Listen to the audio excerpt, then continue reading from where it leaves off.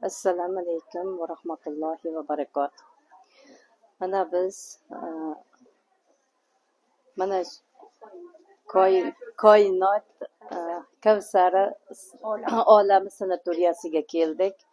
Mana bizga birinchi o'rinda mana shu sanatoriyani boshqa sanatoriyalardan farqi shuki, mana kasallarimizni birinchi o'rinda analizlar bilan chiroyli qilib olishib, kasallarimizni aniqlashib, mana shu kasallarga binoan mana shu muolajalarni qilishyapti. Biz hech qaysi sanatoriyada mana shunday ko'p sanatoriyalarga borganmiz, bunday holatni hech ko'rmaganmiz. Mana ikkinchi o'rinda eng mana shu hammalarimizga muvaffaqiyatli bo'lib, manfaatli bo'lib bo'lyapti turgan ish mana shu ertalabki gimnastikalar. Bu hech qaysi sanatoriyada ko'rmadik bu holatni.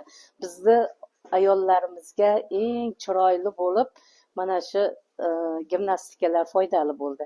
Har bitta mana shu olyapti turgan muolajalarimiz tanalarimizga shifo bo'lyapti. Allohga beadad behisob shukrlarimiz bo'lsin. Mana shu yerda xizmat qilyapti turgan hamshiralarimiz, bosh vrachlarimiz, hamma mana shu hamshira qizlarimizga minnatdorchiligimizni bildiramiz.